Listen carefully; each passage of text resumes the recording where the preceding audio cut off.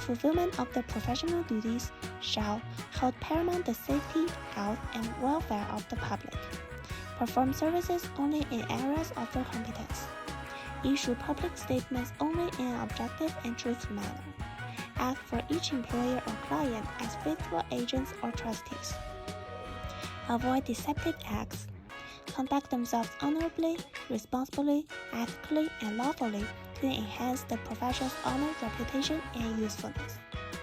These are the fundamental ethical codes of engineering, and engineers must perform under standards in adherence to the highest principles of professional conduct. Can you come up with some of your own engineering ethical codes like this?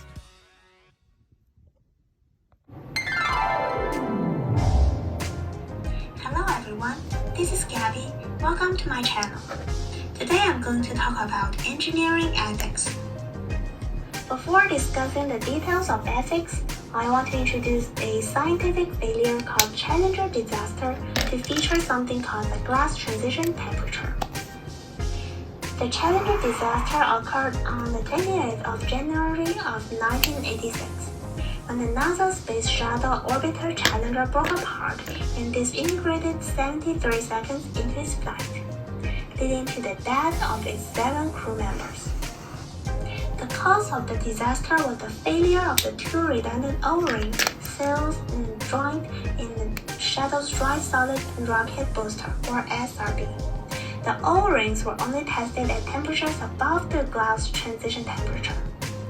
Engineers at NASA and MIT believed that the temperature on the launch day was too low to enable the O-rings work. Due to the pressure of the launch, the cylindrical containers or casings bent away from each other, creating an opening. The O-rings were expected to shift to seal the gap. However, due to the low temperature that was below the glass transition temperature, the O-rings behaved in a glassy and brittle manner. Thus, it took much longer for those O-rings to shift out of the place and create a seal. The Space Shuttle Challenger broke, and all 7 crew members died. TG stands for the glass transition temperature, which is a downfall that looks like a graph. Above the TG, the O-ring was in a glassy state, and below the TG, it was in a rubbery state, rubbery flow, or viscous flow. Well, it's time to go back to talk about the details of ethics. There are 2 branches of ethics, which are utilitarianism and Kantianism. Utilitarianism is the teleological ethics that states that actions must be weighed by their results, or the ends justify the means. Examples of utilitarianism are John Stuart Mill, Henry Sigrid, and G. Moore.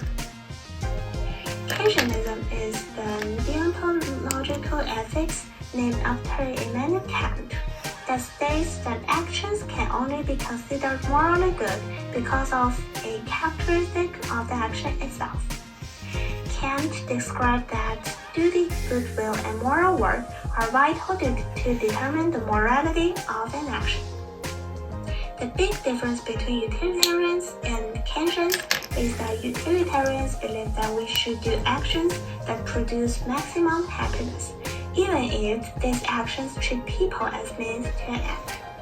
Or Kantians believe that humans are rational beings who are capable of and responsible for choosing actions that in themselves are ethical. It is therefore wholly unethical to use people as means to an end. Professional ethics arise with the growth of professionalism found in professional societies in the 19th century. The main 4 professional societies are the American Society of Civil Engineers, or ASCE, the American Institute of Electrical Engineers, or AIEE, the American Society of Mechanical Engineers, or ASME, and the American Institute of Mining Engineers, or AIME. AIEE, ASCE, and AIME formalize codes of ethics in the early 20th century. The major tenets of engineering ethics are integrity, honor, and dignity. Integrity is using their knowledge and skills for enhancement of human welfare.